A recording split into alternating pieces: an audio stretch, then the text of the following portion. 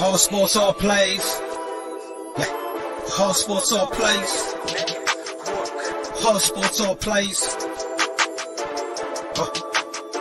365, we making a plays. You talking the game, get you through the days. We're high in the court, the dime in the lane. Variety, topics, living the same. All presentation, sports information. In the airways, taking the nation. All sport, all plays, they work in your faces. Grace at the field, so tie the laces. All sports, all plays.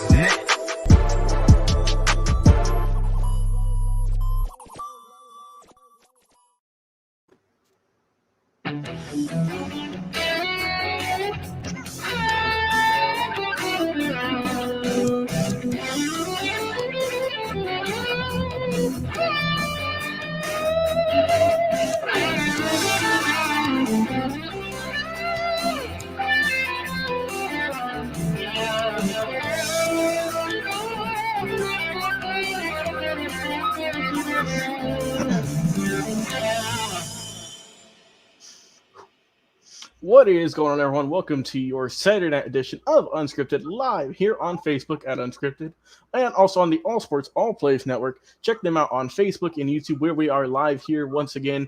As always, it's my co-host, Jay McLovin. What's going on, buddy? Hey, listen. I know you're hurting right now, Logan, so I'm going to take it easy on you tonight. But, hey, how about these Raiders, man? It's a tough one, bro. It's tough. We'll get into that in just a sec. Also, we look who showed up, Jay, at the best time. It's our other co-host, Frankie C. What's going on, bro? What's going on, guys? How you guys doing? Doing good, man. How about you? I know you got your game getting ready to come on in a couple of minutes. How you feeling? I'm ready. I'm excited. I can't wait. Game's about to start. I'm a little nervous, and I feel like I'm responsible for Logan's defeat right now, and I apologize, Logan. It's all right, Frankie. I'm gonna get you. That's why I said in the group chat, Bills by 20 tonight. After you said, "Oh, I smell overtime coming." It is what it is. But like I said, if you like the video tonight, please like, comment, share, and subscribe. We go live Tuesdays, Thursdays, 7 o'clock, and Saturdays at 8. But let's get into our first topic. And like we've been talking about, it is the wild card game recap. The Raiders and Bengals just finished up a minute ago. We have the Patriots and the Bills coming up in some freezing cold weather in about 10 or so minutes. So let's talk about this Raiders and Bengals game. I'm going to save my stuff for last. But Frankie, what do you think about it? And it's a close game. Man, listen, I understand it was a defeat, but Raider Nation, you guys should keep your head up. Y'all fought one hell of a fight to the very end. It came down to the very last yard line. I mean, yes, granted, you guys threw an interception at the very end, but it was a very, very hard-fought game. To the very end, we expected a one-sided matchup with the Bengals and how they looked this season compared to how the Raiders looked. But the Raiders stepped up, and I want to give my shout out and a huge congratulations to Josh Jacobs, man, and the Raiders. I feel like Josh Jacobs today stepped up so hard that the way he ran the ball today was the way he should have been running the ball all season long. Yeah. And if Josh Jacobs could continue that momentum going into next season, I believe that the Raiders, man, they're going to come back into the playoffs next year, and I feel like they'll go farther than what they did this year. Hopefully so. Hopefully you're right about that, Frankie. Jay, what did you think about the game? Hey, listen, man, like I said, I thought it was a great game. Honestly, I think what killed the Raiders was penalties. They had a lot of false starts in the first half. They had that one fumble, I believe it was a fumble where he didn't see the guy in his back, so I think he just held on to it a little bit too long. And before he could pass it, man, obviously he had the fumble, which led. And I will say this to the Raiders' defense, they held to 3 points, and they were in the red zone when they got the fumble. So my hat's off to the Raiders' defense. They definitely showed up. And hey, let me tell you something about Derek Carr, man. He played a great game. He didn't play a bad game at all. He had a couple of, he had the one fumble and then the one interception at the end. But the interception that was the end was, not his fault. It was fourth down, and they had like 17 seconds. They had to do something. And he did the best he could to try to get them, in the end zone. So I'm not gonna. And they only lost by one score. Listen, this Cincinnati Bengals team was a good team. They are not a slouch of a team, and the fact that the Raiders did as well as they did. What pisses me off is I guarantee you people are going to say that, well, Derek Carr is, he couldn't win, he couldn't do this. I'll tell you right now, whether or not he even won this game, the way he played the game, the fact he kept it close and kept it competitive, and the fact that they made it to the playoffs, given everything he went through, and the fact that he has very little weapons to work with, I'll tell you what now, they should give respect on David Carr's name. Yeah, no doubt. It's tough loss, fellas. It's tough. It's always rough watching your team lose. I got the hat on. I got the socks on, repping my team. And it was tough, but they played a good game overall. The Bengals were the favorites in this game. And, I mean, guys, this is the first time the Bengals have won a playoff game since 1991. So it's been quite a while. I'm happy for the Bengals fans, though. It's been a long time. I saw a stat that said the Bengals, the last time the Bengals won a playoff game, the first text message hadn't even been sent yet. So it's been a minute. Game, what's up? 3 out of 4. You're cutting out on us, Frankie. We can't hear you that good. I think Frankie's in the car on his way over to his courthouse to watch the game. Anthony Price is saying Twitter's blaming. Man, it wasn't Carr's fault. It wasn't. Yeah, I mean, it's ridiculous. And that's what I knew. 300 yards. He had a good game, right? Like Jay mentioned, he had that fumble. He had the interception at the end. I mean, Damon Hernandez, right? The O-line was horrible. The O-line needs some work. There's no doubt. The O-line did need some work, like Jay said. A bunch of penalties that weren't helping. But, I mean, overall, they played a good game. Darren Waller, big factor, 7 catches for 76. Looking good. Zay Jones had a good game. Hunter Renfrow had a good game. Josh Jacobs, like you said, stepped up pretty big. Almost got he had 83 yards, and he also had 44 catching. So over 100-plus yards on the day for him in total. The defense did as good as they could, right, to get to Joe Burrow. And it was just he got sacked twice. It was a little bit rough, but it's hard, man, because Burrow's really good. We talked about a bunch on the show. Jamar Chase is special. I mean, dude had, 9 catches? Yeah, dude's insane. Was that Frankie? Ain't working for us, Frankie.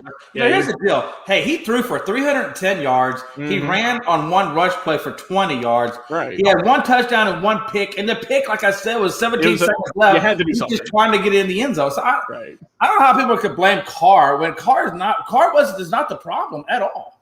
Nah. It was like I said, it was a tough game. It was a close game. I'm glad it wasn't a blowout. Let me just say that.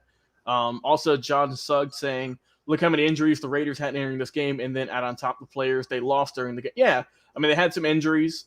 It was rough, and it was just crazy to me for them to even make the playoffs with the year they've had with the Coach Gruden, the Henry Ruggs, the arrest, the DUI, all of these things they've had the whole season. A brand new coach, we'll probably save this for another topic for another day. But I think that they should keep their coach. He did fine. They rallied around him.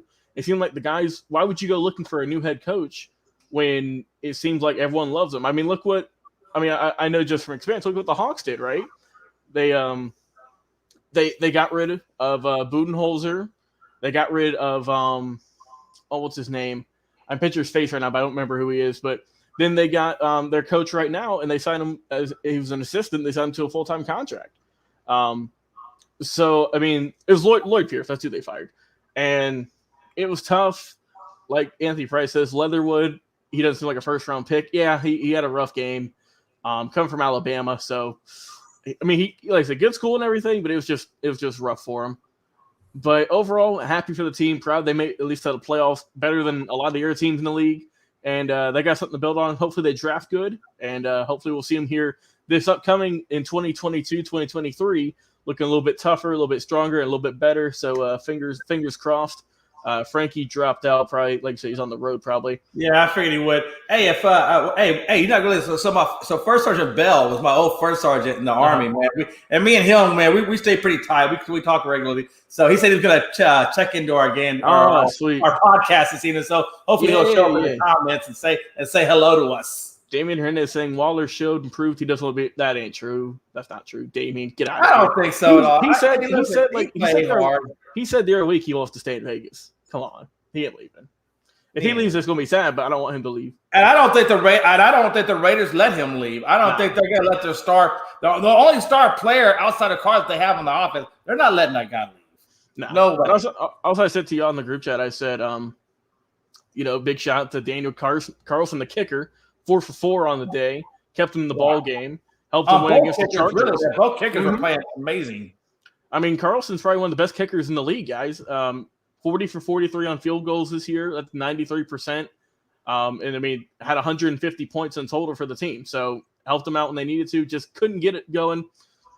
It's just, is a loss on the end of the day, but happy for the Bengals, though. A long time coming for sure. But let's get going into the other game, though, Jay.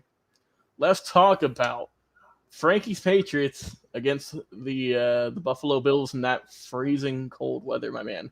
Yes. I don't want to. Hey, do you think this is going to be 2.0?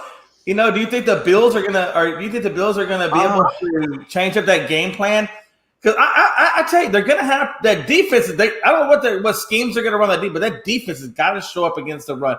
Damon Harris is nothing to play with in those types of weather conditions. And I hope that the Buffalo Bills, they don't have too much of a running game, but hopefully they'll focus a little bit more on the run or shorter passing games to counteract the weather conditions out there, right? You would think so, and I mean we might see a repeat of that game from a month or so ago, whatever it was. I think it's going to be a good defensive game. Maybe I think the Patriots defense is going to step up, have a really good game, and we'll see if they go. I think it's definitely going to be more run heavy, just because it's freezing cold. Receivers are going to be dropping passes. I don't know what the wind's looking like, but I'm sure it's pretty strong. So we'll see. Yeah. And I'll tell you this. From what they were showing on TV, it didn't appear that it was snowing. So that should be one helpful. The only thing that really should affect them would be the wind. Yeah. He said, y'all think Josh Allen took Bert's advice and took the blue? Oh, wow. Scott's advice? Hey, you know what? Hey. I told them in the group chat. I said, look, guys, if the Bills win, yes. If the Bills lose, no. That's how I'm gonna break it down. Also, John Suggs saying it's 13-mile-an-hour winds. So there is some good wind there. Because I think last time when they actually lost to them, it was like 40-mile-an-hour winds or 30 to 40, wasn't it? It was, I mean, it was some tough. It was crazy. It's obviously enough to move the goalpost. That's for sure. Shake them. We have a comment here, a little bit off topic, but he says, if you were Brian Flores, what teams looks most exciting, the Texans or the Giants? Let's imagine that Flores gets the Giants job. Watson goes, would the Giants give them Daniel Jones 2 first-round picks and a third? I mean, that wouldn't be bad, to be honest, though, Jay, because the Texans would need a quarterback. Honestly, at this point, given the fact that I don't think they're going to play him anyway, if they get 2 first-rounders for him, that's fine. The only thing is that there's nothing really available in this year's draft to bring in a quarterback. So we have to wait till next year, and hopefully maybe something will be available then. There are some decent. Look around. There are quarterbacks in this draft, but it's just none of them are expected to be wearing a gold coat here in 20 years. Right. I'm sure we might see a few. You never know, but at least at this moment, it ain't looking like it. Also, we have Dre Montez saying that early whistle. Yeah, that was crazy, Jay. That early whistle that they ruled, or that they gave it a touchdown, but it should have been called. Well, he was calling. Yeah, he was calling timeout. Yeah, I don't know. It was weird. I messaged y'all. I said the refs had a bad game on both sides, right? It wasn't just they were missing calls for the Raiders. There was missed calls for the Bengals. Just not a good day, and you don't want to see that for the referees missing big calls in the playoffs. So that's all. Like I said, I wasn't one-sided. I didn't say, man, the Raiders are getting no calls because the Bengals weren't either. So it was 50-50 for that. Big win for the Bengals. Happy for them. They got a really good team. They could go far. Good season for the Raiders after all they went through, and we'll see what happens tonight. I think the game's about to start here in a couple of minutes with the Patriots and the Bills. It's going to be a good matchup. I picked the Patriots to win a little bit of an upset, and I know Frankie was happy with that. Absolutely. I think that I actually had, and I know. Hey, but so first our Bell is a Bills fan. He's been talking all week. Hey, man, what do you think about these Bills? I keep telling him, I was like, man, I don't know, man. It's looking pretty rough because you guys don't have much of a run game, right? And your defense can't stop the run. So I don't know how it's gonna play out for you. But the game actually just got started, so we'll see. Early, like I said, we'll get some live coverage throughout the game. Another question here, Jay, from Damian Hernandez. If the Texans do get Flores, do y'all think that Watson would want to stay after everything he's been through? Oh no, Watson is done. I can't imagine Watson wanting to stay there. I think when they weren't playing him and put him on suspension, and I think for both of them, I think it's a done deal, and I think it's just time for both of them to move on and do something different. Yeah, like I said, if he does get to play again, we'll see. Hopefully, so everything works out right. But if not, then see you later. All right, Jay. Top 5 quarterbacks with the most pressure in the playoff this year. I'll go back to the other screen so we can see all the teams.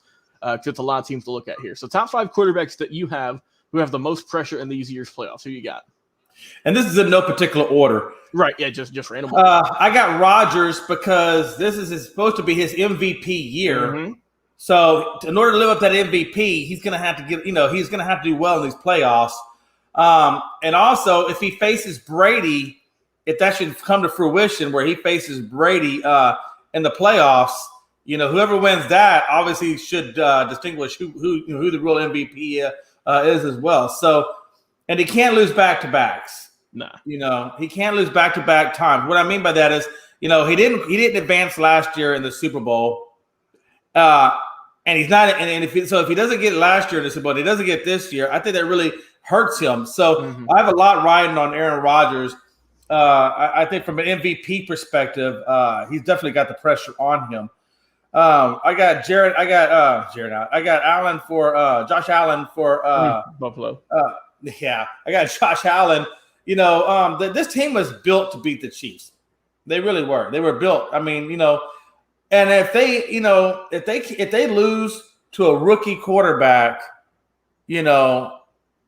and Mac Jones, I just don't think that it's going to bode well for him. I think this is a team that they should be able to beat. Mm-hmm. And for Josh Allen, if he's going to prove that he is the legitimate guy, he's got to get this win. He's got to put this team away, and he's got to advance in the playoffs. Otherwise, it's going to start looking like Allen just can't get the job done.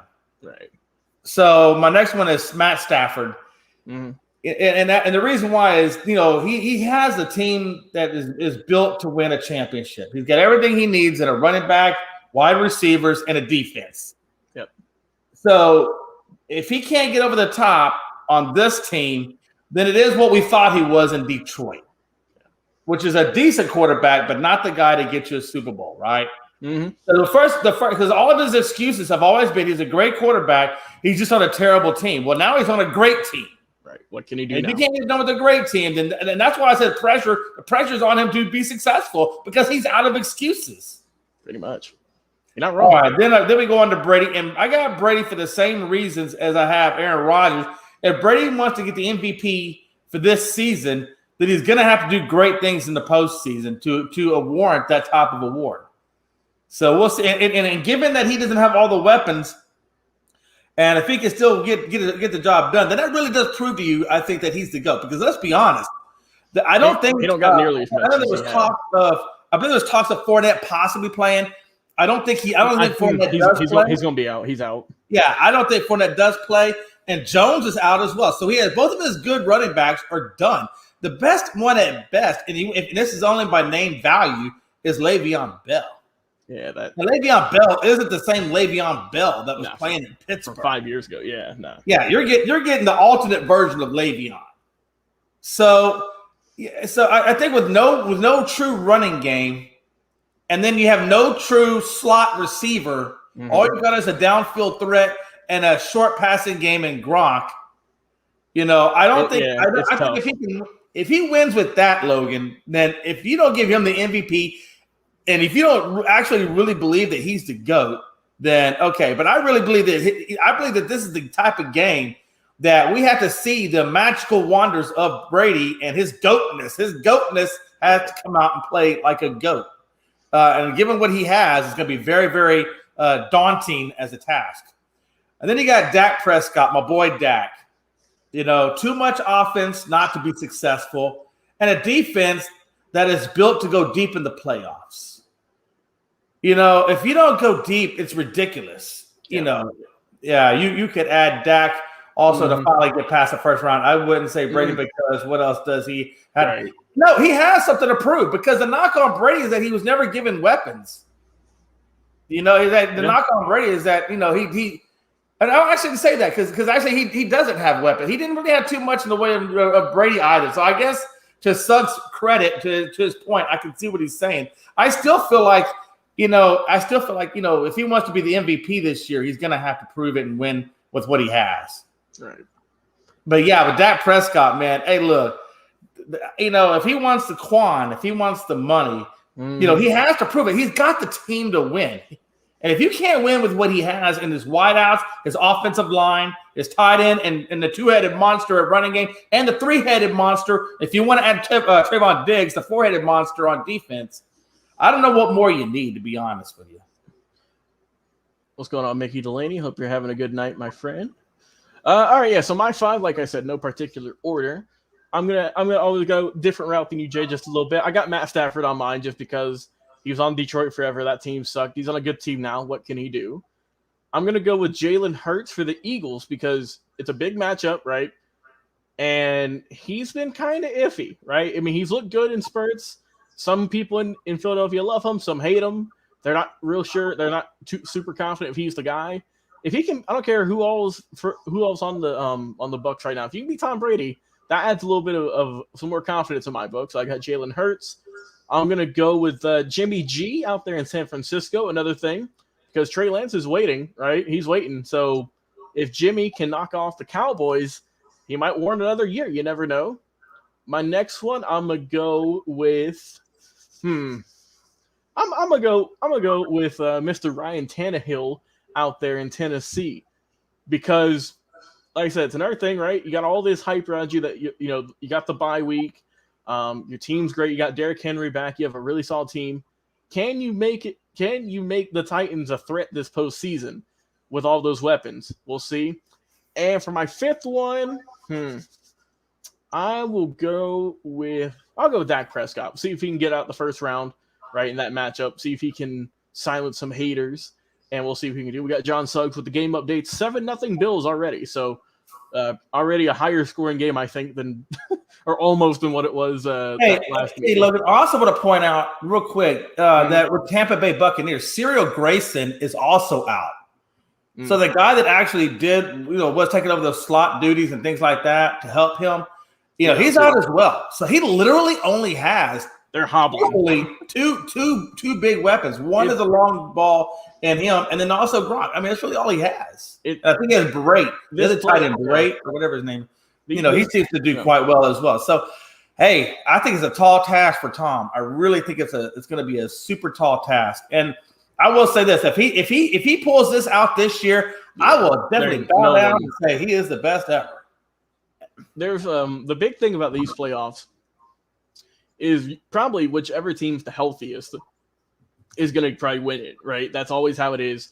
Whichever team gets the least COVID protocols and injuries, that's typically who usually wins it. So we'll see what happens there. All right, up next, the Colts general manager won't commit to Carson Wentz next season. Interesting take. We'll see. I mean, they didn't get to the playoffs. Yeah, they gave up a 1st and a 3rd round pick for him. Yep. I don't know how you don't keep committing to Wentz. I mean, after one season too.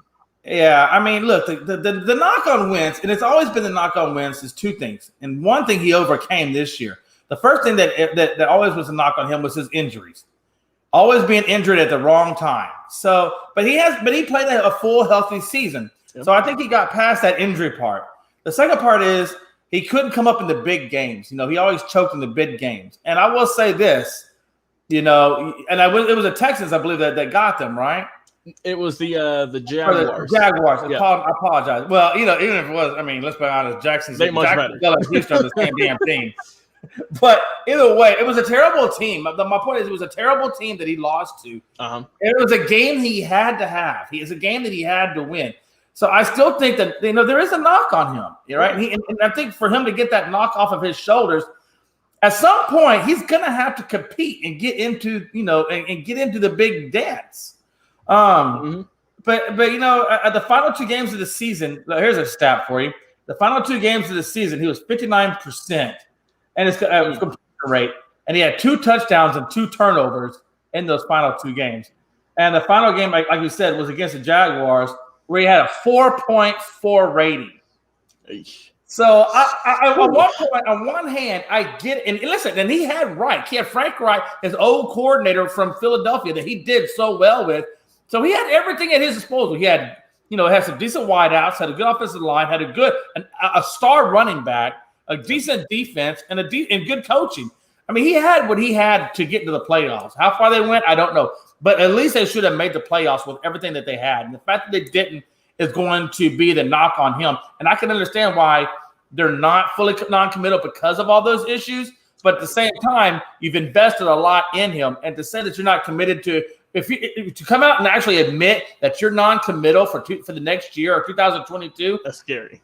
No, but what I'm saying is you've already gotten into Carson Wentz's head a little bit. That means he feels like leadership has no faith in him. And now his confidence could get rocked a little bit. So now you kind of set him up for failure, for the upcoming season if you decide to stay with him. So you're not doing yourself a service by coming out and admitting those kinds of things when you're not 100% sure whether he is or is not going to be your quarterback in the future. It's ridiculous. Yeah, I mean, I think I would commit. Why would you commit to him? Like, so you get a first and a third round pick to Philadelphia for him. It's only been one season. Your team almost made the playoffs. They should have made the playoffs, honestly.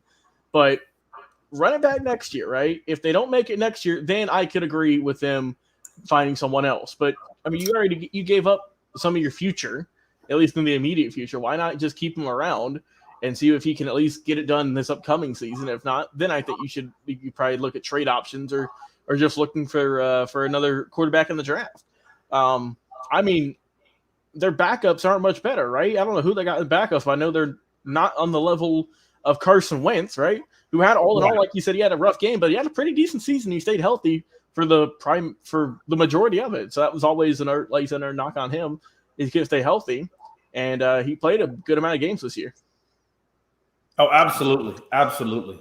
I mean, I still think he had like a solid year, right? It's just in the biggest game to get in the playoffs, didn't come up clutch at all. So a little bit scary, but I mean, I don't agree with him not committing.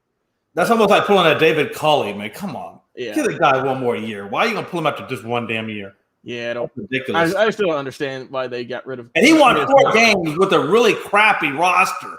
You don't think that's a good coaching? Yep. I mean, I can't name probably 3 players on that team. Just it is what it is. It is what it is. You're right. It's ridiculous. Speaking of coaches, should Matt Rule for the Carolina Panthers, should he be in the hot seat, Jay? What do you think? He absolutely should be on the hot seat. And I'll tell you why.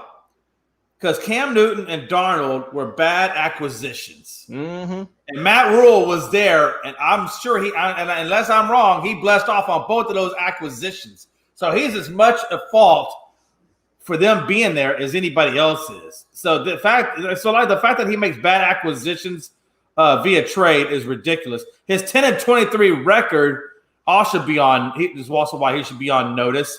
And he hasn't drafted well, Logan. Nah. He hasn't drafted well. And they gave up a lot of picks for Darnold. Yep. So a lot of their future he's already given up. Mm-hmm. So I think he's questionable. I think he's suspect. I think his record reflects it. His drafting reflects it. And his talent acquisitions have reflected it. So I don't know if you give up on him, maybe give him one more year, but right now I do think that, just based off of what he's doing, he's actually hindered their future more than he has helped it. Yeah.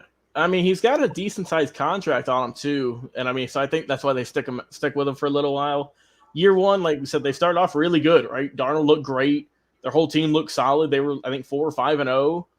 I mean, then McCaffrey got hurt. Darnold got hurt. A lot more guys got hurt, and it just kind of all went downhill. Then you brought in Cam Newton for a retirement tour pretty much. That didn't work. It was just a rough ending to a promising season. And they drafted good, to be honest. They did draft pretty good in 2021. But like you mentioned, they gave up some of those picks for Darnold, and so that is going to hurt their future a little bit. I don't know what years they are off the top of my head, but it's going to be hard. I don't know how much cap space they got, but it's going to be tough. We got John Suggs saying something here. With that, should the Panthers let McCaffrey walk or trade him? He's more hurt than on the field. When he's healthy, he's on point. But when you get that load work on him and get used to it, once he's hurt, you might win too. Also, money. Yeah, absolutely. Absolutely. Hey, Logan, we were talking about this for a while now. I think – is there any trade value for him though? Since I think there still is. I think there is. I think he's going to have to pass as much as it was recently. In recent years now, but you're not going to get a whole boatload for him. I don't think, just because he ain't played as much. He's always he's hurt. He's been hurt every season for what feels like the last five or so seasons. So you might get a little bit of something for him, but it's not nearly as much as you probably should have a couple of seasons ago, back when they were still not as good, and he had more value then. So exactly, if you can't really. Oh, sorry. Go ahead, Logan. I apologize. I mean, I would way rather at least trade him and get something than just flat out cut him, right? Because if you cut him, you just have to pay him, and you get nothing in return. You get an open roster spot, but at least if you trade him, you'll get some picks. You might get a decent backup player or whatever. So, I mean, I would at least explore trading him. Why not? I mean, your team's kind of in a weird position right now where you have a lot of young guys who have talent, but you also underachieved this year. So it is kind of an interesting dynamic. They just drafted a running back in the draft last year, Chuba Hubbard. So, I mean, you could technically get rid of him if you wanted to this offseason. And the thing about it is, listen like this. Like we said earlier, Matt Rule gave up a lot of capital in order to get Darnold, which obviously was a blunder and didn't pan out. Christian McCaffrey, even with a little tread on the tire, he's going to come back from this injury. We all know he's going to come back. And I think there's teams out there, honestly, that need a running back. Watch this, Logan. You ready for this? Buffalo's one of them.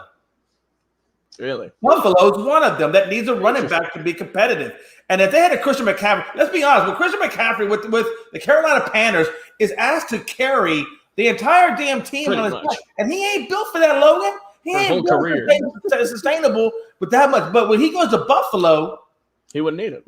His workload could be, they could put a third down back in there. They could build by committee, and then he is so much more effective with the Buffalo Bills. And think about where Buffalo could be if they had a Christian McCaffrey. And think about where Carolina would be when they got the draft capital for it. Whatever it is, it's more than what they had, now.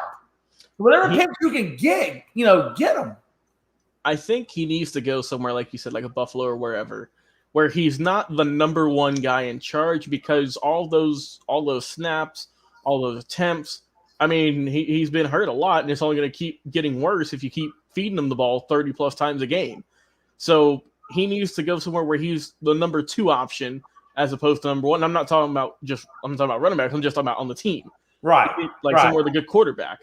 Also, John asked the same question, the same thing about McCaffrey, but with Saquon Barkley. Oh, God. Now, I will say Saquon's a different animal. Yeah. I had my fantasy team. He didn't do that good. Exactly. He's a different animal for a lot of reasons. Injury, but for a lot of injuries. Hopefully it doesn't hinder him the rest of his career, but his first year back, not that impressive. Yeah, those injuries have hurt his draft capital. I don't care how good he could be if he was healthy. The fact that he had this many injuries, and let's not be coy.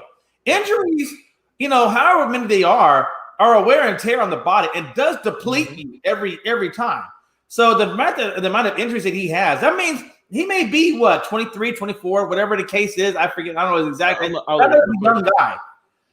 But those injuries age your body. Even though your chronological age doesn't advance, your body's physical age does advance. And so he's a lot older running back than what his age really gives credit to. And I don't think that he can stay healthy too long enough to make a damn difference. So I don't think his trade value is going to be very high. Maybe a second rounder, maybe a second rounder and a third. I don't think you get a first rounder. I think you get I think you're in the second round tier if you do get a pick for him.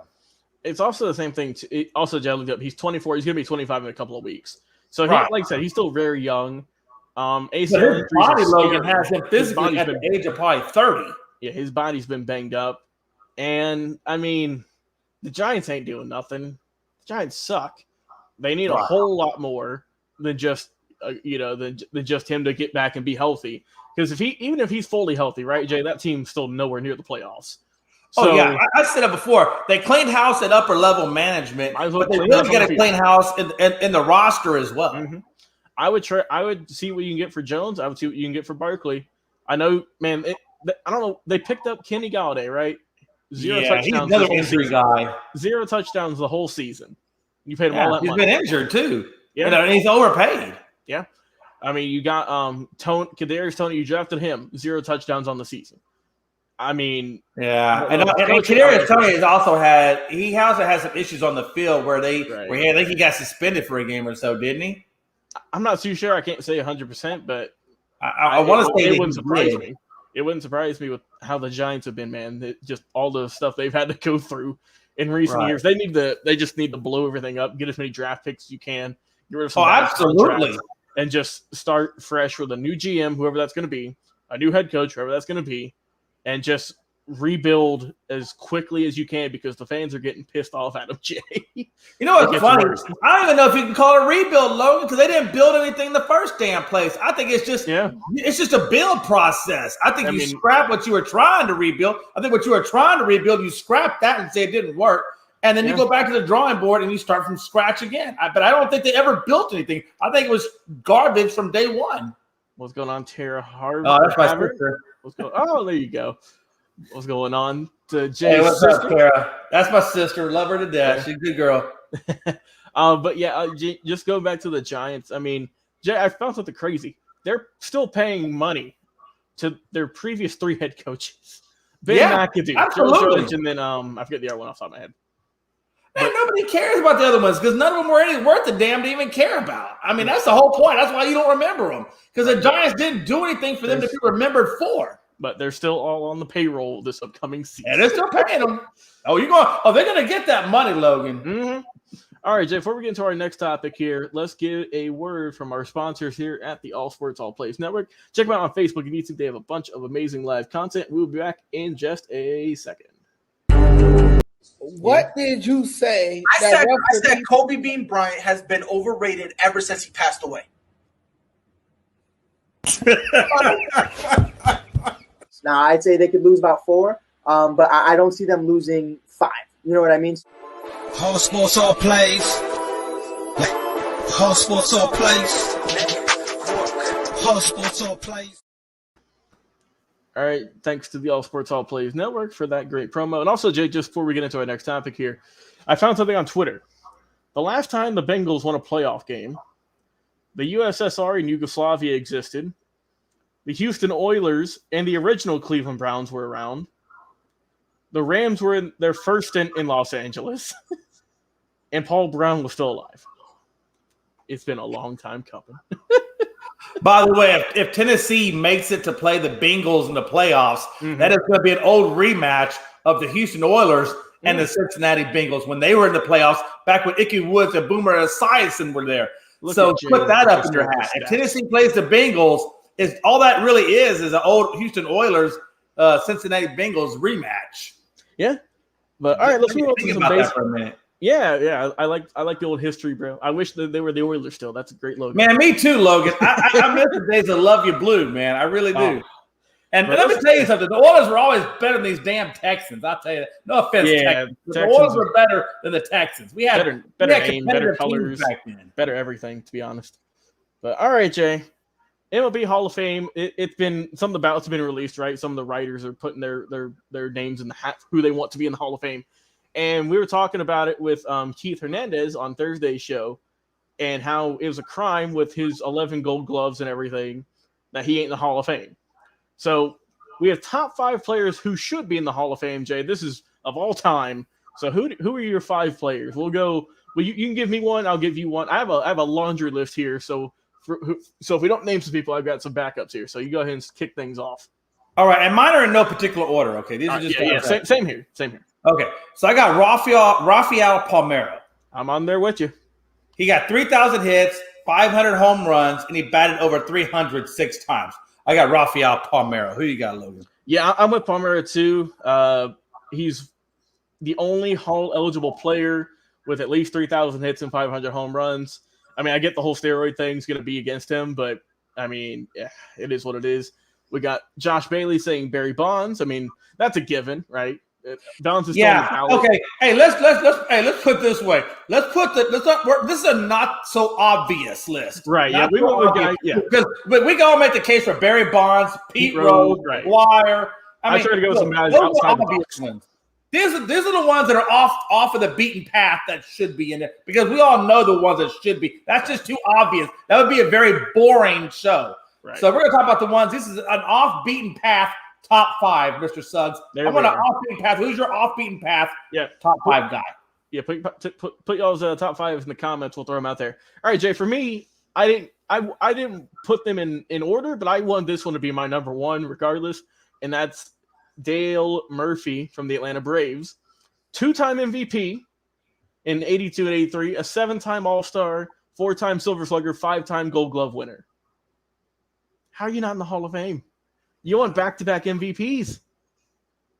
It's a shame. It's a shame. It is. That is a shame, and I agree with you 100%. Josh Bailey, we forgive you. Don't worry, buddy. It's all good. Josh Bailey, you know I love you. Don't take that personal, Josh. You know I love you. Put your top 5 in the comments, Josh. We'll throw them up there for you. But Jay, I hope you're getting a lot of good use out of that Chicago jersey, Bubba. I love you today. Yeah. All right. Who you got for number 2? All right. Jay? Hey, here's what I got. I got Jeff Bagwell, and I'm not saying that just because I'm an Astros fan. Jay, I think he's in. Come on. I think he's in, isn't he? Yeah. No, Bagwell's not in yet. Really? Okay. All right. Double check me. Look at hey, be the stat guy. I might be wrong. He's in, Jay. He got inducted in 2017. Okay. All right. Forget Bagwell. Damn. It's a good thing he's in. Good thing he's in. I probably didn't see that, but okay. All right, I'm gonna give you another one. Steve Garvey. Didn't have him on my list, but good pick. Steve Garvey, 8 straight All-Stars, 1974 National League MVP, 338 average postseason, 2-time NLCS MVP. Steve Garvey, why are you not in the Hall of Fame, sir? Good point. All right. For me, up next, I'm going to go with Gary Sheffield. Someone that, you could like Gary Sheffield. Pretty obvious, but 509 career home runs, World Series champ. And Jay played 22 seasons. That's not easy to do. I mean, he was a really good player for Miami, for the Braves, he played for the Dodgers. One of the greatest batting stances of all time, too, right?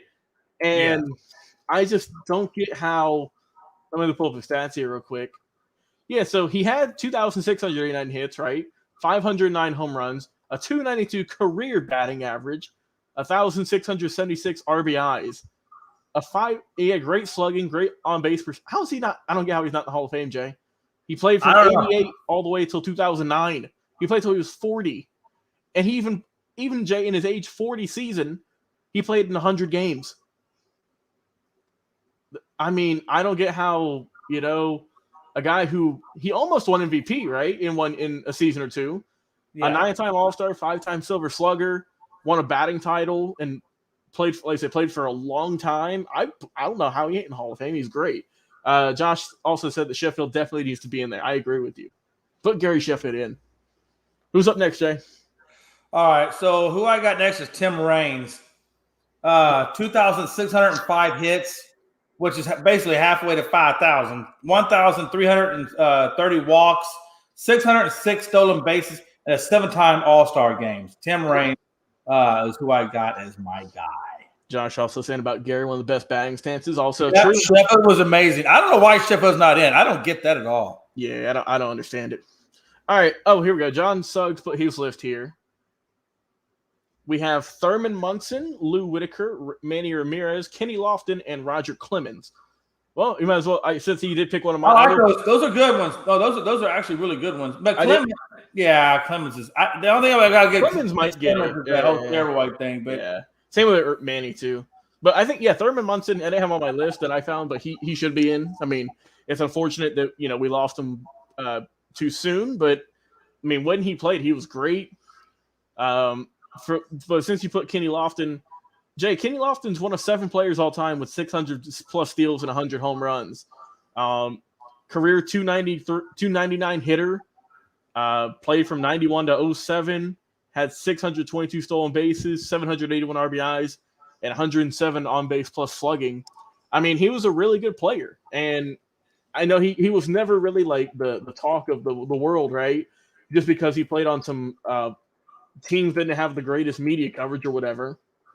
But he played for a long time, played from 91 to 07, played till he was 40, much like Gary Sheffield. That's insane, too. That's just crazy. I mean, 6-time All-Star, 4-time Gold Glove. He never led really much of anything, but except for stolen bases, obviously. But, I mean, Jay, he had 75 stolen bases in 1996.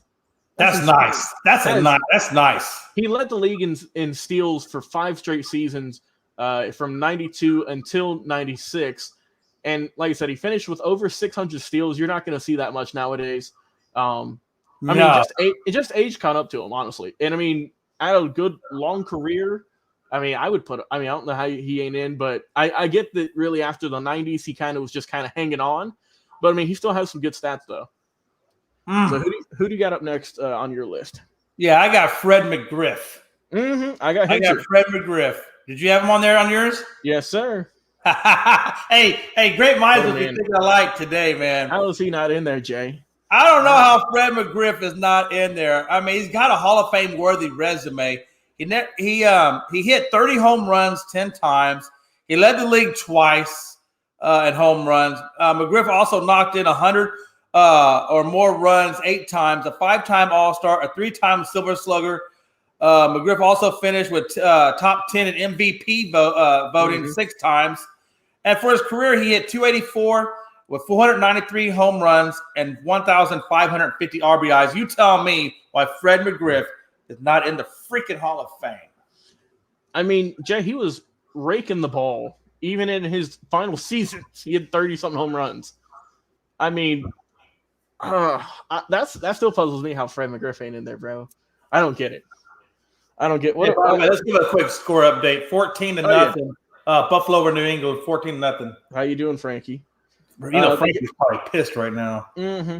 But yeah, some things I got about McGriff: 5-time All-Star, 3-time Silver Slugger winner, World Series champ, 2,490 hits and 493 home. So Jay, he almost had 2,500 hits and 500 home runs. Isn't that crazy? And he still ain't in. And he was good. He was good in the outfield too. Let's not forget. I don't understand how he's not in the Hall of Fame. It just doesn't make. I've never understood the whole Hall of Fame voting experience and what it all entails. Like, what is their criteria? Because this guy's got the criteria. John Suggs says, if you didn't want Clemens because of the stir things, would you say Billy Wagner? And also he says some. I did have Billy Wagner on my list too. So he says one of the very best strikeouts, 11 per 9, a good whip. Also, he's only behind Rivera and ERA plus. And he owns the 6th high save total in history. I think he was 4th when he retired. And John Suggs, I agree with you. Mm-hmm. Because Billy Wagner was a Houston Astro for a very long period of time. And he was for a long time. When he came out on the mound, it was Enter Sandman. Every time when he came on the mound, and you knew when Enter Sandman came on, Billy Wagner was going to the mound, and he meant business. Mm-hmm. Oh, man, that's a good one. John Suggs, I'm glad you said Billy Wagner because I was actually overlooking him. And Billy Wagner is freaking amazing. Yeah, he had a really good career. Like I said, 422 saves, a ton of strikeouts, right? Almost 1,200. And just, it seemed like every time he went to... So in 903 innings pitched, Jay, he had 1,196 strikeouts. That's crazy. I'm telling you, when Billy came to the mound, you just knew he meant game over. Mm-hmm. All that, and that's what me and my dad would say to each other. If we could just get to the 8th inning or 7th inning with the lead, good. Billy's going to come on, and we're good. Yeah, we're good. Also, anyway, I always like to see how they do kind of later in their career, see just how good they are. In his final season, Jay, when he was 38, he was in Atlanta. He was an All-Star. Yeah, he got. Yeah, I remember that. That's why I didn't like Billy Wagner at the end because he went to freaking Atlanta. Yeah. He had 37 saves, 104 strikeouts, which was, in probably like the middle of his career in terms of strikeouts throughout his tenure. So, I mean, he also finished Cy Young voting 6th, a couple in like 06. I mean, he was just a really good pitcher. So, I mean, I would have put him in by now. I don't know. Oh, absolutely. Absolutely. Also, thank you to Joshua Bailey saying great topic. Josh, you didn't put your 5 in there, Josh. We're still waiting for you. Yeah, Josh, we're still waiting for your topics, or your top 5, Josh Bailey. We need your top 5. Who else you got, Jay? Hey, so my last one I got was Gil Hodges. That's good. He's a little older school guy, but I got Gil Hodges. He had 3 Gold Gloves, right at about a little over 1,900 hits, 7 straight All-Stars, 3 World Series titles, and 370 home runs. So I got Gil Hodges as another guy that hasn't made the Hall of Fame, and I think he should be in the Hall of Fame. I really do. Yeah, that's a good one there. For me, I've got 2 or 3 more here on my list. I'm gonna rattle off. I've got Dick Allen, Rookie of the Year in 1964, 1972 MVP, 7 All-Star selections, and he finished his career with a 292 batting average, 350 home runs, almost 1,200 RBIs, a 912 on base slugging, and like I say, he played 15 years, which I mean, some people might say it's not enough, but it's crazy just how good he was. Especially, being in the 60s and the 70s. He played, like I said, 15 years. He absolutely beat the cover off the ball. And, I mean, he was just a really solid player. Led the MLB in OPS 4 times, in slugging percentage 3 times, in home runs twice, in RBIs, runs scored, and walks once. Like I said, Jay, he averaged throughout his career 292, 25 home runs, and 80 RBIs. So you get that every season. So, I mean, that's the value of consistency right there, I think, with Dick Allen. I've got 2 more here, I believe. Let me see. I'm looking at my notes here, make sure I'm right. Oh, here's one, Jay, I know you'll like. I got Dave Parker. Yeah. Dave Parker not in the Hall of Fame. Yeah. MVP. By the way, Logan, if I can say one thing real quick before you go on. I want to say, and I let this. Hey, well, you can't write and drive at the same time. I'm kidding. Don't text and drive, Josh. Even though you're doing it right now. Text and drive. Hey, listen. Otherwise, Mayhem is going to be invited to come see you. You don't want that. Hey, listen, real quick. One thing I left out about Gil Hodges, which I find is very fascinating, is he is the only player that actually transitioned over from Brooklyn Dodgers into the LA Dodgers. He played for both Brooklyn and LA as a Dodger. I just want to put that out there. But yeah, it's crazy. Yeah, that's good, Jay. All right, let's see who else we got here. All right, I've got, like I said, Dave Parker, MVP in 78, 3-time MVP in the top 3 voting for MVP 3 times in his career. One of the best outfield arms of all time. Batting champ twice, 3 Gold Gloves, career 290 hitter, had 2,700 plus hits, 339 home runs, and 1,493 RBIs. All-Star Game MVP, where he had 2 putouts in there, right? He got two balls, he threw guys out. And the most important part for me, Jay, in the 1979 NL Championship Series, he hit 333. And then the World Series, he hit 345. That's insane. So Dave Parker, he's one I got in here. Some other ones I got just one more left here. I've got Carlos Beltran. Yes. Carlos Beltran. Oh, the World Series guy that went to Detroit. Yep. I think he got the head coaching job there. They found out about the whole, obviously, the Astros issue, and they let him go. That's it. Which I think is a shame. I just think that was such a shame on Detroit's part. You know what's funny about that? The funny thing about now think about this for a minute. I'm gonna put something in your ear. What's up? They let go of Carlos Beltran because of the whole Astros issue, right? Mm-hmm. And then they go out and hire. Who do you think they hired, Logan? Who'd they go with, Jay? AJ Hinch. They brought in AJ Hinch. Now who coached the Astros during that time? I don't know. That's right. It was AJ Hinch. There we are. You think if you're Carlos Beltran and you're sitting back and you're watching this, you're like, wait a minute, wait. Mm-hmm. You wouldn't keep me, but you brought in him? I don't know. Okay, coach, I'm confused. Yeah. I'm confused, coach. I thought that little pointer out there. I think that's crazy to me. But Beltran was great. Career 279 hitter. I mean, it doesn't scream Hall of Fame, but I mean, 2,725 hits altogether, 435 home runs as a switch hitter, too, mind you. Right. And in terms of the postseason, he's one of the greatest you could ever think of. He had 3 Gold Gloves in center field mostly. One of the best stolen base percentages ever. He has 312 out of 361. And in the postseason, like I said, he hit 307 in his career in 15 series. So it wasn't like it was just a small little blip. It was 15 series he played in throughout his whole career. He hit 307. And just insane that I think he should get in. It's kind of one that you look at and you're like, he's maybe on the fence, but if you really count postseason stats, I think he's definitely in. Also, we have our first trivia question here, Jay, saying, who would you say was one of the best relief pitchers that's not in the Hall of Fame? He has one in mind. Think of the mid-'80s, helps his team win 2 pennants, a 5-time Rolaids Relief Man of the Year, and a World Series champ. Oh, I might have an idea, Jay. I might have an idea. I'll let you guess first, though. I'll let you guess first. I think I know who he is. Because whenever I was looking at my list, I was going to put him on here, but I just didn't put him on my list. Mid-'80s relief pitcher. God, I can't. All right, I'm gonna give up on that. All right, we'll be here all night. Bro. John, let me know if I'm right. Is the answer? What is Dan Quisenberry from the Royals? Maybe. John, let me know if I'm right. We're moving topics though. Okay, you know what? I've heard of Quisenberry. I don't know if I watched him in the 80s. I think in the 80s I was so stuck on football I didn't pay too much attention to baseball. Ding. It is Dan Quisenberry from the Royals. Yeah, look at you. Look at you. See, Logan, I'm going to send your ass a gift card for $10 to freaking Starbucks. I need it after that loss tonight. Thank you. But, hey, good job. Hey, Logan, right. High five. There we go. Yeah, baby. Thank you, John Suggs, for the trivia. We always love it. If you have any more, please throw us out this way. Oh, look, I even got Josh give me a big round of applause. All right. Thanks for the love, fellas.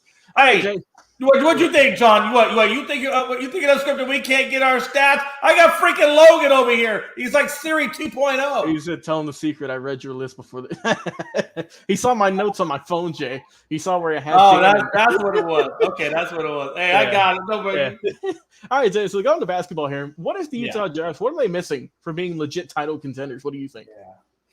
I'll tell you what they're missing. They're missing what every other team that has made it to the playoffs has. Grit. Yep, that's grit. Very much. They don't have grit. They don't have that. They don't have that toughness. They don't have that. Hey, listen, next man up mentality.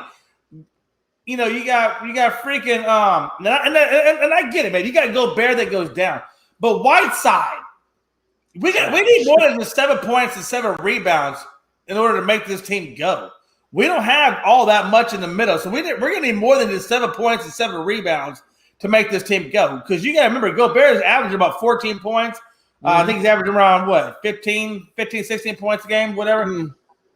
You need Gobert out there. But they don't have the toughness. I don't think that this team has the mental nor the physical toughness to get beyond where they are. I just don't think they have it, Logan. How do you feel about this Utah Jazz team? Because I'm not feeling it. Yeah, I think they do. Like you said, they need a little bit of grit. It also feels like the two stars aren't getting along, right? It kind of feels like Mitchell and Gobert kind of taking some shots at each other. It's just kind of a weird dynamic. I mean, that team's doing fine, right? They're fourth in the West, 28-14. That's a solid record. But they, like I said, they need some help, I think, on their bench a little bit because Whiteside ain't going to get it done. I mean, you got guys like Jordan Clarkson, who's good. Joe Ingles. But, I mean, I'm just looking. There's not a whole lot of big names here, like, for your bench who are going to put up a whole lot of help in the playoffs, I think. And, I mean, I think they just need a little bit of help. Like you said, I think just get a little bit tougher, and that might help them out. Because, like I said, they're a good team. They're fourth in the West. They're going to probably make the playoffs at the end of the season. But they just need someone who's going to go out there and just kind of be a bully, to be honest, right? And just really help out. Let's see. He says, as big as Udoka is, he seems lost out there. And also, he's called him a 7-foot statue.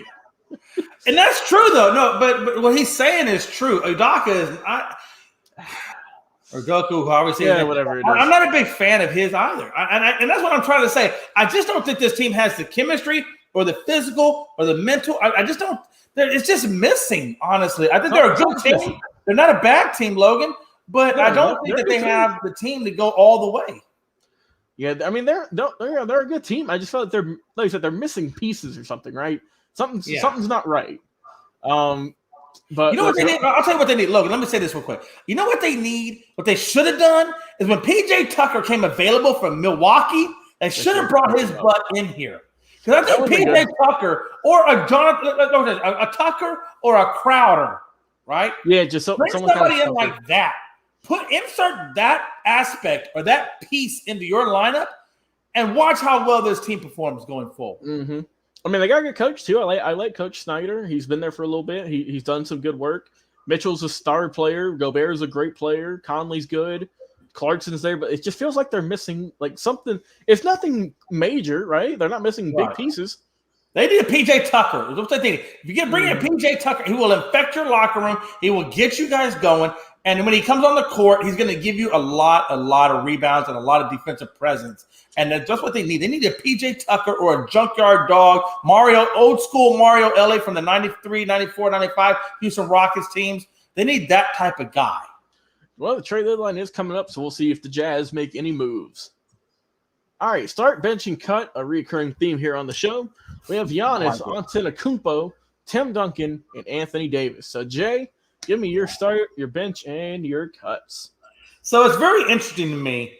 Okay. I'm going to start Giannis at 21 points, but a 53.3% shooting guy as your big man, 9 rebounds and 4 assists. Then I got Tim Duncan. I'm going to bench, and I know it sounds weird. I'm saying I'm benching. Yeah, it sounds weird. I'm saying I'm benching Tim Duncan, but I think Giannis has a slight edge on points. The slight edge on field goal percentage because Tim Duncan was a 50% shooter, whereas Giannis is about 53.3%. And he does have and of course I'm giving Tim Duncan's career averages, not his season by season, but his career average was 10 rebounds and 3 assists. So he's got one less rebound, or excuse me, he's got one more rebound than Giannis, but he's got one less assist. So I think that Tim Duncan and Giannis are very close. So it's a very, very thin line between who I start and who I bench. But that's why I'm going with Giannis over Tim Duncan. And you can say, look, but Tim Duncan does have all the rings, and Tim Duncan does have all the rings. But I think Giannis is going to get his rings. I think by the time his career is done, he's going to have, the rings like Duncan has. And let me tell you something real quick. Don't overlook the Milwaukee Bucks in the Eastern Conference. I understand Chicago's at number 1, Miami is at number 2, and Milwaukee's at 3. But I guarantee you, when they go into the playoffs, you're going to see a different Bucks team come into the playoffs. I'm just going to put that out there. Anthony Davis, I'm cutting Anthony Davis because even though he averaged the most points at 23.8, and he's got a career shooting percentage at 51.4, 10 rebounds and 2.3 assists, I just think that Anthony Davis, his ceiling has been kind of reached. Where I still think Giannis is going further, improving. So that's why I'm cutting Anthony Davis. I just don't believe in him. I think his injuries and all the things I don't think he's the leader. I don't think Anthony Davis is a true leader. So that's why I'm cutting Anthony Davis. I think Giannis has the intangibles that Anthony Davis doesn't show in his stats. Josh Bailey says he's starting Tim Duncan, benching Giannis, and cutting Anthony Davis. Hey, you can't go wrong with it, man. Like I said, either one, it's going to be great. Yeah, for me, I'm gonna go mirror Jay. I'm gonna start Giannis only because he's probably the most dominant player in the NBA. Say what you will about Durant and Kurt Wright, but no one's stopping Giannis. Whenever he drives to the rim, Jay, you either got to foul him or he's making the shot. There's no ifs, ands, or buts about it. Like I say, he shoots 53%. The vast majority of those are layups, but he isn't afraid to shoot jump shots and threes, right? He's not going to do them a lot, but he's also definitely improved his free throw percentage also. He's career 71% free throw shooter, which ain't too bad for a big guy. Duncan, in comparison, his total free throw percentage was 69. So, they're pretty much even right there. Giannis has the slight edge on points by just a little bit. 3-point shooting, none of these guys are really great. Davis might have the slight advantage, but I think in terms of if I were to, this is how if I was a roster, right? I would start Giannis, right? Because he's your spark plug. He's the guy who can run up and down the court in 5 steps and get you a quick bucket. Then when they get tired, I'll throw in Tim Duncan because he's Mr. Fundamental. He'll make all the right shots, make all the smart plays, and do so without breaking a sweat. Davis, he's a solid player. Don't get me wrong, Jay, but I'm kind of feeling it with you. I feel like we've maybe seen the best of Anthony Davis already. He's got his ring, much like Giannis, and the year after they got their rings, Davis was all right, but Giannis is looking like, another MVP season potentially. So that's why I'm going to start Giannis, just because no one can stop him. I'm going to bench Duncan because he can do everything you want him to do and then some, and he's your team leader. I don't care if he's starting or wherever he's out on the court. And I'm going to cut Davis just because, I just think the other two are better than him. That's pretty much what it is. Because, the other two can do what Davis can do, except for maybe a little bit less 3-point shooting. Also Josh saying Davis is still one that's been a disappointment. Yeah, Davis ain't been the best this year. He's been hurt. He just hasn't looked good. And we never saw that with Duncan, and we haven't really seen that with Giannis, right? Maybe in his early seasons. But let's not forget that Giannis, unlike both of these two gentlemen, was not supposed to be this good, right? He wasn't a high overall pick. Giannis was I don't even know what round he was. Actually, let me see here. If I can see it here on Basketball Reference. Where was Giannis drafted here, ladies and gentlemen? Also, his nicknames are the Greek Freak and the Alphabet. That's a good one. I like that. That's pretty good. I'll give him those being understandable reasonings. Okay, so actually, he was drafted 15th overall in 2013. But I think that what I'm trying to get at, though, is Duncan and Davis were already like primed to be right NBA players. But Giannis, he came from Greece. He hadn't played in America. No one. I mean, it took him a couple of years to get accustomed. I mean, you've all seen the pictures of him getting bulk and getting swole after a couple of years in the league, and dude's an absolute freak. That's why they call him the Greek Freak. But you know what, though? I'll tell you. You know what? And this is before your time, Logan. But you know who Giannis reminds me of, honestly? Who? And I'm saying he reminds me in terms of like how limited his basketball was before he got thrown into the professional realm. Is Hakeem Olajuwon. Yeah, that's those of you who don't know, Hakeem Olajuwon never played a lick of basketball, not one single lick. You know what his sport was that he did play in Africa? Because he came from Nigeria. So do you know what his sport was, Logan? Track and field. And now this is a 6'11" guy because he's not really quite 7 foot. People think that Olajuwon was 7 foot. He was 6'11". And can you imagine this? His primary sport was soccer. Oh, Jesus Christ. Can you imagine a 6'11" guy playing just running down the pitch? Number one. Jesus but he never Christ. played basketball. I think the Rockets, or not Rockets, there was a scout that went out to Nigeria, saw him, brought him to America, threw him at the University of Houston, taught him the game of basketball while he was at college, taught him the game of basketball, and then threw him into the fire with the U of H Phi Slamma Jamma. And, of course, you can see where Olajuwon took his career and how well he became and how well of a jump shooter, even an outside shot, which if you knew when he played the New York Knicks, he won the game, the final game with an outside three-point shot. That's how the game ended. Olajuwon hitting the three ball. I will say this. Olajuwon, just like the Greek Freak, had zero talented knowledge of basketball. He had never played it. Look where he's at now, and look where the Greek Freak is at now. Just a little heads up. By the way, game update: Buffalo 21 and the Bills 0. The Patriots 0. Yeah. I'm not gonna lie. Hey, listen, I'm not gonna lie to you, Logan. I didn't see this coming. Logan, I didn't see it coming. Jay, let me just say this: I picked the Patriots to win. I did too. So did I. Bill Belichick is the GOAT of head coaches. And Matt Jones is a really good rookie. To win this game too, man. I really did. I'm not gonna lie. But you know what? There's still time. There's still time, right? No, there's not time. But if you want to keep believing that crap, go ahead. I said the same. I'm doing. Here's the deal. I'm gonna talk about this real quick. So the last time these guys played, they had 40-mile-an-hour winds. This time they played 13-mile-an-hour winds. I really believe, and you correct me if I'm wrong, what really hurt Buffalo and what really helped the Patriots is the ground game, because when the wind was 40. It took all the skill sets away from Buffalo and threw the skill sets into New England. Yeah. Now that there's 13-mile-an-hour winds, not as bad. Skill sets have gone back to Buffalo and been taken away from New England. What do you think? Yeah, I'm looking at the ESPN here. So the play was under review, and that's why I didn't want to pull it up yet, because it was under review, but it was upheld. So it's currently 20-0, about to be 21-0, I'm sure. And I'm looking at the stats real quick, Jay. Mac Jones, 2 of 6, 39 yards, 1 interception. Rushing game, Harris, 5 carries for 12 yards. Mac Jones, 1 carry for 16 yards. So only 28 yards rushing in the whole first half. That ain't going to get it done. Meanwhile, for Buffalo, right, because that's what hurt them in the first matchup on that hellish wind. Buffalo already has 103 yards rushing. Josh Allen, 4 carries for 54 yards. Devin Singletary, 10 carries for 42. Not amazing, but that's still going to help your team and kill some clock. That's why the Patriots offense ain't been able to do much. Also, Allen having a really good day passing. 10 of 14, 108 yards, 2 touchdowns, no picks, and no sacks either. So he's getting his guys involved. They're looking good. I mean, the Bills look like they're on their way to victory. There's still some time left in the second quarter before halftime, so maybe – like we saw, Oh, actually, I might have jinxed it. It is a block field goal, 20. Yeah, I'm about to say. I was waiting for you to finish. Hey, Patriots blocked the field goal. Let me ask you this, Logan. That might help him, Jay. That might help him. I was about to say that. Do you think that them blocking the field goal sparks up this team a little bit to do something?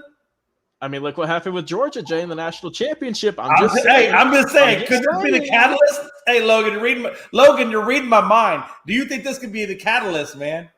I think if the Patriots want to get back in this ball game, they need a touchdown for sure by the end of the quarter. They got to stuff Buffalo, go into halftime, and you still got a whole other half to get things fresh and just play your hearts out.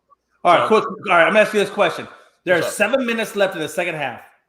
Do you think that Buffalo? Do you think Bill Belichick? Let's say, hopefully, maybe the Buffalo, or maybe New England scores a touchdown and can cut it to 14 going into the half. But do you think that Bill Belichick, for whatever reason, do you think that he goes into halftime and pulls out whatever adjustments and comes back and pulls the Nick Saban and turns this game around? And if you don't remember, he did do it. He did do it also with Tom Brady. Passing the ball second half, so that's a big key too. Yes.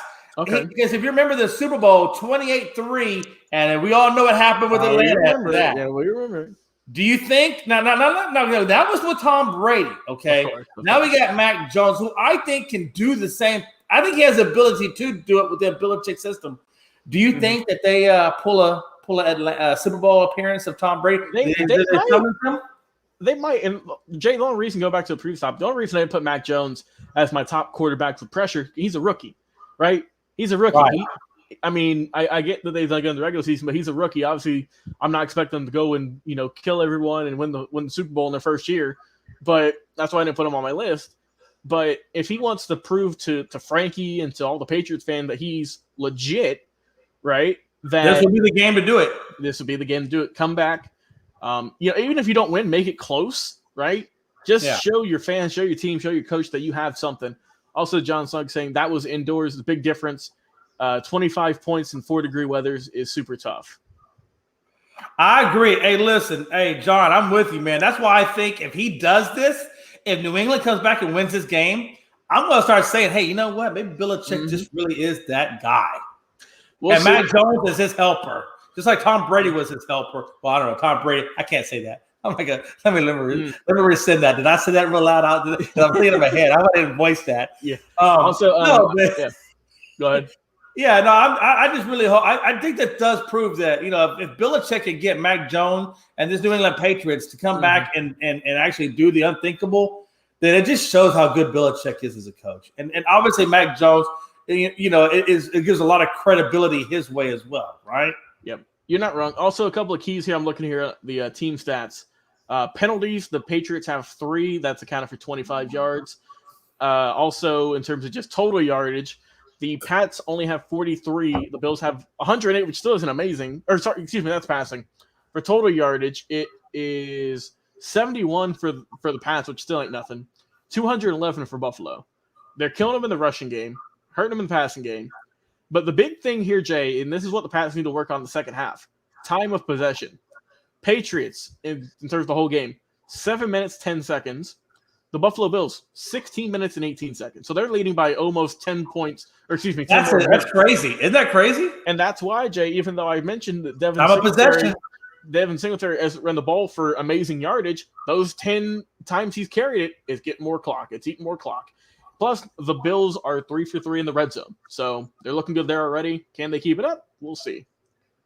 All right, well, let's go back to some basketball here. We just talked about Giannis, so let's keep talking about the team that he's on with the Milwaukee Bucks. Are we looking past them, Jay? Are we kind of overlooking the Bucks this season? They are the defending champs. I put this in there for a reason, and I hope ASAP is watching this show. Because a lot of times, when I go into their chat rooms and I see all the postings and stuff that go up and down, left and right, you never really see Milwaukee Bucks in their postings. It's all about Chicago or Brooklyn or or maybe a couple of times I've seen them talk about the Sixers a little bit, or obviously the big hockey is the Lakers. Yeah. But you never see them talking about the Milwaukee Bucks. Little old Milwaukee, right? The defending champs, mind you. Like I said, exactly. That's why I feel like Milwaukee is really being overlooked. And let me tell you, when I talk about ASAP, I want to put this out there real quick. ASAP has a lot of very intelligent people. Very intelligent people. Put them on blast, Jay. No, they do. No, they do. I would say this. Hey, listen, I have listened to these guys. I have worked with these guys, on some other shows, and they really have a very talented group of guys over there that know their sports. Let me tell you something. You go into ASAP, I will say, look, I'm telling you, man, those guys know their sports. They really, honestly know their sports, man. Mm-hmm. But and that's why I put this in there, because I feel like as much as they know about sports, they never talk about how good this Milwaukee Bucks team is. And I think a lot of them are forgetting that, this Milwaukee Bucks team is, like you said, the champions. And just because they're in third place, I think it's third place, and I might be wrong. I believe they're in third place. This team, when it comes playoff time, you're going to see a very different Milwaukee Bucks. Yeah, you're going to see that, because I really believe this team gets up for the playoffs. Yeah, I think they do. They're currently fourth in the East, by the way. I just looked it up. Is that fourth? Okay, yeah, I couldn't sure if they were behind Miami or what. Okay. Yeah, but I mean, they're still having a really good season, right? I mean, last year they finished 46-26. 2019 they finished 56-17. So they're already going to have a little bit more of a down year in terms of previous years, and just in terms of their win-loss record. But I mean, Jay, they pretty much kept everyone from last year as much as they could. Yeah. I mean, they got a solid team. With Giannis, you're always in for a solid time. With Drew Holiday, Chris Middleton. I mean, you got some. I mean, I do feel like they can improve on their bench a little bit, but I mean, they've got a pretty solid lineup all in all. I mean, like I said, it's pretty much, except for a few exceptions, the same team that won it last year. I don't know if they get to the finals again, but they are definitely going to be a threat in the playoffs in my mind. Logan, did you just say you don't think they're going to get? I don't see it. I'm not sure if they get to the finals this year. Not this year. And to John's credit, I understand what John is saying, and I'm not disagreeing with that. I understand they're 0-3, but what I'm saying is, what the team, the way they play in the regular season and the way they play in the playoffs is going to be different. Because you got to remember, this team was not number one going into the playoffs. Yeah, that's true. Last year, so. What I'm saying is, this team, you don't look past it, because playoffs and regular season is a different mindset, in my opinion, which it really shouldn't be, but it is. Right. Yeah, and I just don't. I think the East is a lot stronger this year too. I mean, we've seen some teams get on the rise. A few more teams come in. I don't see it this year. I think they do get to at least the semifinals, if not to the Eastern Conference Finals, but I just don't see the finals this year. I don't see a repeat. I mean, it's been a minute since we've seen a repeat in the NBA. I just don't see it with the Bucks team unless they make a deal or so at the. Logan, I'm feeling a bet coming on. Oh yeah, what, we're gonna get a Bucks jersey from out of nowhere. I'm feeling. Hey, yeah, you know what? Hey, listen, and I have no skin to give with Milwaukee Bucks. The only skin I have in this is the fact that you're going against the grain of what I'm saying. Yeah. So that makes me want to bet something. That makes me want to bet if the Milwaukee Bucks don't. Okay, we'll make it like this: if they don't make it to the finals, I'll give the finals. If the Milwaukee Bucks don't make it to the finals, I think you should wear. If they make it to the finals, you should wear a Milwaukee Bucks jersey or a T-shirt or something that says, "Look, I don't expect you to walk by Milwaukee. You wear a T-shirt that says, "I was wrong, Jay was right, Bucks rule." That's going to be a long T. Oh, I mean, Frankie does have the custom-made, was it the Cowboys rock shirt? So I can ask. Listen, you go out. Listen, you cheap son of a. You go out buy a white T-shirt. They will cost $2 and a Sharpie, and you write on there, "Jay was right, I was wrong, Bucks rule." Yeah. You can get that on there, and then you hold up to the TV, and then vice versa. If the Bucks don't make it, right? Then you got to do the same for me. I will put a T-shirt on there that says, "Logan was right, I was wrong, Bucks had no business." All right, there we are. There's the bet right there. So we'll see if he wins. If the Bucks get to the finals, I got to do what Jay says. If they don't, Jay's got to do what I say. So it's gonna be a good time. It's gonna be good. We'll see what happens. All right, I think this is two more topics here. All right, so speaking of teams that we're kind of underlooking, right? Should the Grizzlies get some more respect, Jay? I'm going to just say this. Yes. Yeah. Pretty simple. Yeah. I mean, look how good they run, 10, 11 game win streak. Yeah. The Grizzlies are special, man. I got to tip my hats off. Listen, when they went out and found when they drafted Ja Morant, what a great acquisition! I really think they hit the acquisition right on the head. The guy is just phenomenal. It's almost like Houston passed up a lot, Michael Jordan, and we got Olajuwon, which we didn't do bad, but God, we could have had Michael Jordan for the love of Christ.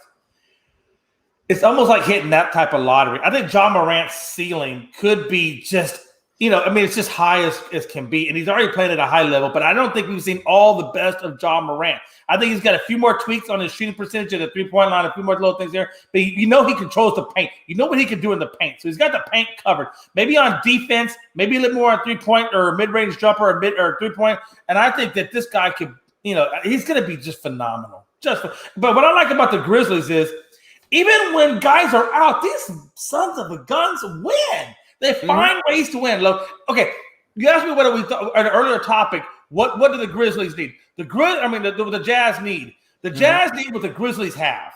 That's what they're missing. Yep. I think, the Grizzlies they're third or fourth in the West, right? In a stacked West. And they're super young. I think their average age is like 25 for the whole team. Of course, they do have Steven Adams, right? Who probably raises their age by 5 years. But other than that, it's just a bunch of young guys who are out there playing their hearts out. Ja Morant, of course, looking great, MVP potentially, almost 25 points a game, close to 7 assists and 6 rebounds averaging. He's looked great. Dylan Brooks also, 18 points a game. That's solid. You got Desmond Bane with 17 points a game. Jaren Jackson was set with 16. And like you mentioned, their bench is no slouches either. They got a lot of guys who put up some good points and who get some – they play good defense too, right? They're a good team all around, and I think that's what makes them dangerous. So I think Memphis should definitely get some more respect. John's coming in here. What teams do you think took a big step forward and a big step back in the East? For the East, he says the Hornets forward and the Hawks backwards. For the Western, it's the Grizzlies forward and the Lakers backwards. I'm going to switch it up. I do think the I do agree the Hornets look really good, but I don't want to beat on my Hawks too much because I've been doing it all season. I'm with the Knicks because the Knicks have also taken a big step back too. Let's not forget. Jay, who's your picks for the East for moving forward? Yeah, you're right on the nose, man. That's exactly what look. How did the Knicks drop so far down, Logan, from last year when they were playing so hot? Also, I'm going to change my pick for the East. I'm not going to pick the Hornets anymore. I'm going to go with the Chicago Bulls. They're number one in the East. Come on. I don't know how you don't, man. Honestly, with Chicago, given where they were last year and given where they are now, it's just stupid. Everybody knows where Brooklyn is. Everybody knows where Milwaukee is. Right. But the Chicago Bulls, even though I don't think they're the team that's going to represent the East, they have just taken such a dramatic resurgence. But let's not forget, Logan, that Zach LaVine is injured now. Yeah, that's what that means for the Bulls. I think they're going to tumble a lot. How far they tumble, I don't know. Do we know what type of injury? Because I know it's nothing major. It's nothing major. He'll be back. I don't know. Okay, so he is going to come back then. Yeah, he'll be back. He'll definitely play. Okay, because last I saw from Bleacher Report, I know he was hurt, but I didn't get the extent of the injury. Also, John said we know the Bulls was going to be before the season. I don't know, John, because yes, there was a lot of hype around the Bulls being good, right? But we also had a lot of that hype around the Lakers, Yeah. So just because you stack players on a team, it doesn't necessarily mean that team is going to come to fruition because maybe the chemistry just doesn't work out. It's working great for the Bulls right now. It's not working for the Lakers, right? Two different opposite ends there. Also, another team I would put in the East that's taking a big step forward is the Cleveland Cavaliers. Already have more wins than they did last season. They re-signed their GM for like 5 or 6 more years. And I think they're the 5 or 6 seed right now in the East. So, they for a team that's kind of sucked in recent years, really ever since LeBron left, they've really had a good resurgence with their young guys. So give some respect to Cleveland too. Yeah, and real quick, one thing I think is when I think of a basketball team, the point guard position is kind of like your key number one because he's really running the offense. He's putting the plays in motion.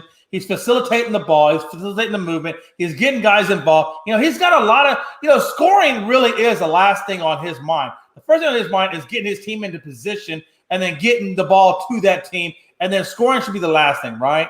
Right. And that's why I think with the Lakers, there's been a lot of controversy as to whether or not Russell Westbrook, if all the blame falls on him or not. And you know what? I really got to believe that a lot of it does fall on him because he's the guy that runs that team, gets guys in position and gets them the ball. And sometimes he wants to shoot first rather than get the guys, facilitated or in motion. So I think I really believe that Russell Westbrook is a big problem with the Lakers. Yeah, I mean, he definitely had a good season. In terms of the teams for the left, I will say the Grizzlies was going to be my team to move forward. I'm going to go with a different team backwards, just because everyone beats up. Like I said, everyone's beat up on the Hawks. Everyone's beat up on the Lakers. I'm going to go with the Blazers, Jay, because the Blazers last year, they finished with a 42-30 record overall. They did, lost in the Western Conference in the first round. This year, they're 16-25. They're not even in the play-in game. So, I know that McCollum's been injured, Dame's been injured, whatever, but it ain't looking good, man. It ain't looking good so far. Yeah, and what was the original question that Suggs pointed out? I know. He said in the West, right? So in the West, he's saying who's looking the worst, who's looking the best. I think that, and I'm going to agree with him because, like we said earlier, I got the Grizzlies, as looking the best because of where they're going and how they're getting there, right. And then I've got the Lakers because we expected better from the Lakers in this. Yeah. But I also want to put Utah in there. Because I think Utah doesn't have the grit. So I think even though they do have a better positioning and record, I don't look past the record. I want to look past the record because I just think that even though the record reflects them winning, I think at the end of the day they're losing. Right along with the Lakers. They may play a few more games in the playoffs, but I think that the Lakers and the Utah Jazz are both losers. Just losers. Also, there's a rumor is Levine will be back for the game against OKC. He just has so it's not as bad as I was thinking it was. Okay. Let me look at the game real quick. So it is now 20-0. And like I said in the group chat, Jay, I said Bills by 20 tonight. So far, it's working. Hey, you know what? Hey, Logan, this is the second time you've been on point. I've been on point. The first time was with the question in the comments with Quisenberry, and now with this. I've got something going tonight. My team lost, but I'm feeling good with some other stuff going on. I feel like this whole podcast should be paying you money now. I wish, man. I wish I was getting some money from this. ASAP, if you're listening, I need at least give me a check for something. Can we get a stipend for him? Can I get a gift card or something? Can I get some royalties? He says because the games before that could be physical. Memphis, Cavs, Bucks, Magic. Okay, yeah, I got you. All right, let's move on to our last one here, Jay. So the 76ers talked with the Kings about a Ben Simmons for Fox trade. They didn't do it. It didn't come to fruition. Jay, this would have been perfect. This would have been the perfect trade for the Sixers. God. Because you would have, I don't know if they could have pulled that off. Holy cow. I don't know if it was straight up. I don't know who the other guys involved were. This is just a headline I saw. This would have been the feather in the cap of Daryl Morey. This could have maybe, Jay, put the Sixers in like legit finals competition. Yes. Because Fox is one of the best young, quickest players. It's just no one talks about because he's in Sacramento. And Ben Simmons ain't playing this year anyways, so you would trade him to Sacramento where everyone forgets where you play, and that'd be perfect for him. If this trade would have pulled off, Sacramento would have been. Yeah, you got a good point there, John. One thing about Simmons you can say, he hasn't missed a free throw this year. You're not wrong. Yeah, he's true and he's correct. Let me say this. And Logan, if you disagree with me, I'm gonna put a pause in there and you can interject. Excuse me, Jay. We have an update here. Bills 27-0. Oh, good grief. It's stupid. I know Frankie's probably puking in his pants right now. Halftime's in about a minute and a half, so maybe Frankie, if he's Frank, I don't know if he's. Should we call Frankie to find out if he's okay? Can the podcast put on a call just to find out if he's okay? Because I'm worried about Frankie now. He is still responding to our messages, so that's good. But let me see. I will text him and say, Frankie, we need you to come on and give. Just so we know you're okay, man, because I'm worried about Frankie's well-being. Hey, listen, while you're texting, I'm going to say this about this whole trade deal. Go ahead. So we got Sacktown. If Sacktown pulls this off, they're idiots, first of all, because they're bringing in Simmons. It will not do anything for their team like Fox could. So that would definitely hurt them in the rebuild process. Secondly, if Philadelphia pulls this trade off, and I don't think, like you said, I think it's dead in the water now. But if they had, I'm pretty confident they had pulled it off. This would have made Daryl Morey the GM of the year because I would say this, and I think that if they do pull this off, I think they stop trying to trade Tobias Harris, and I think they bring him back and just insert Darren Fox into place. Right. And now you got a guy because Tobias Harris is still playing a very top level game. Yeah, he's still playing. He's incredible rebounds. He's scoring like 15, 16 points, whatever. He's playing great. You insert Darren Fox, who gets 20 points a game, and now all of a sudden you got Embiid, Fox, Tobias Harris. I mean, this game would be legit. Mm-hmm. And also, TJ, you did mention that it would be dumb for the Kings. I mean, the Kings have drafted all these guys, and they ain't done nothing in 15 seasons, Jay. Yeah. I mentioned last time, they haven't been to the playoffs since I was in elementary school. I graduated from college last year. They haven't been to the playoffs. They haven't drafted a superstar in the last 15 years. They got Fox, who's been solid. They drafted Marvin Bagley over Luka Doncic. I don't get it. Also, we have a special guest here for his first half analysis, and let me bring him in with this comment here from John Suggs saying, Frankie's already drank a fifth of liquor, and he's a Pats fan, so I feel his pain.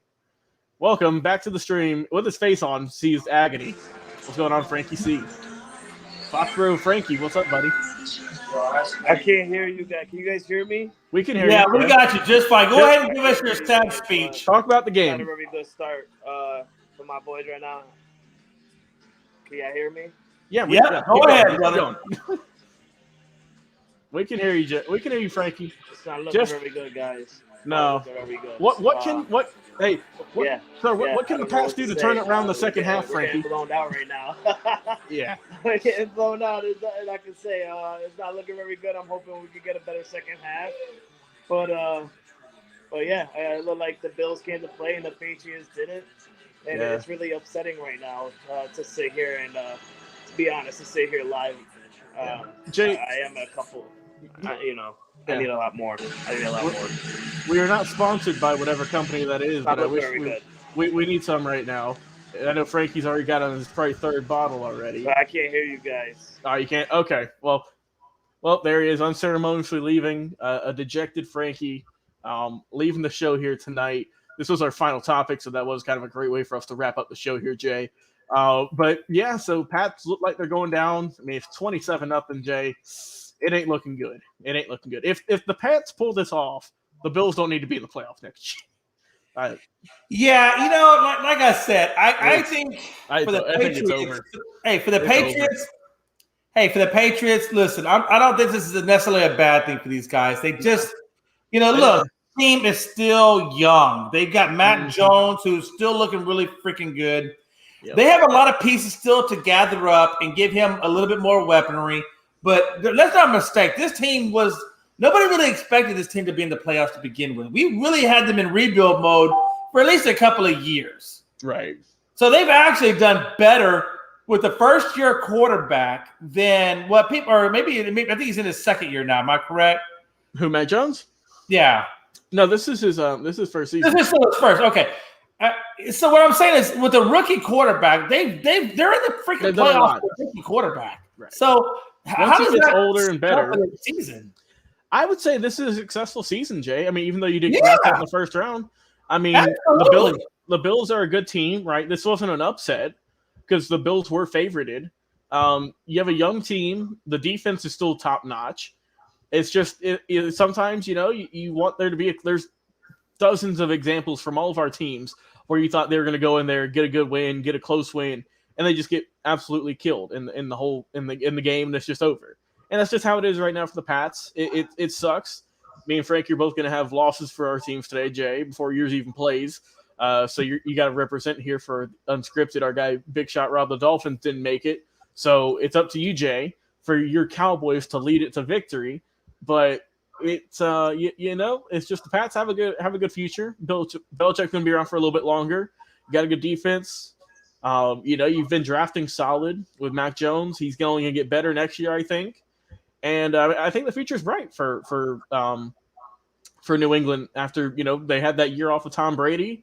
And I mean, I think they did a really good job getting a good quarterback and having a good team around him to build in the very immediate future and having to completely tear the whole team down. So props to them. Really good season. And yes, I know the game ain't over, but it's pretty much over. Come on. It's very much Unless over. we see a historic comeback. Hey, here's the deal. Look, this New England team has $24 million in cap space. So Bill Belichick did not ruin all of their cap space, bringing the free agents he brought in. So they got $24 million in cap space. A team that made the playoffs with a rookie quarterback. Yeah.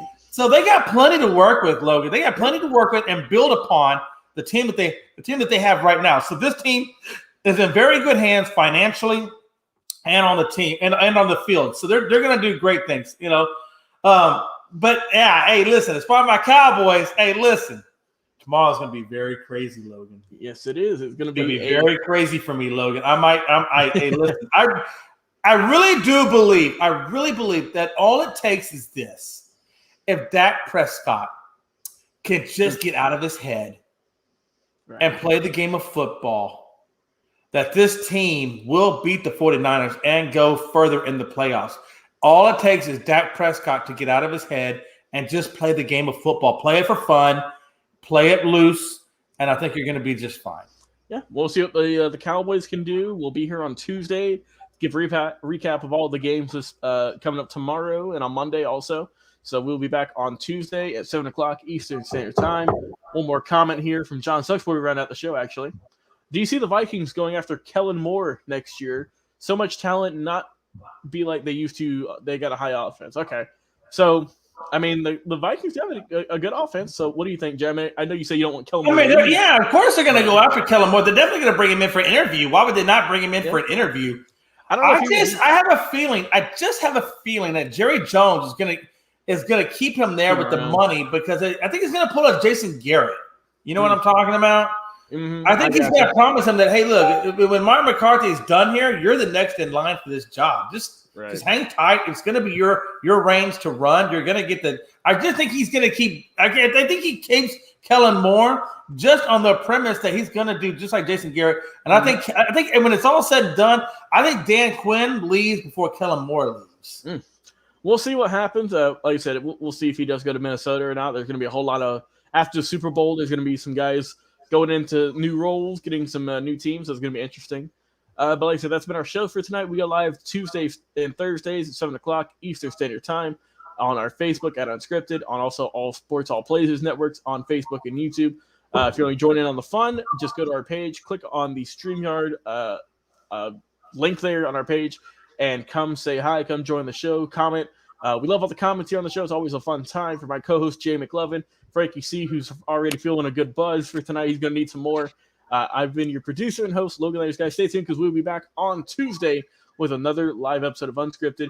Y'all be safe, enjoy some football, and we'll talk to you soon. All sports, all plays. All sports, all plays. All sports, all plays. 365, we making up plays. You talking the game, get you through the days. We're high in the court, the dime in the lane. Variety, topics, living the same. All presentation, sports information. In the airways, taking the nation. All sport, all plays, they working your faces. Grace up the field, so tie the laces. All sports, all plays.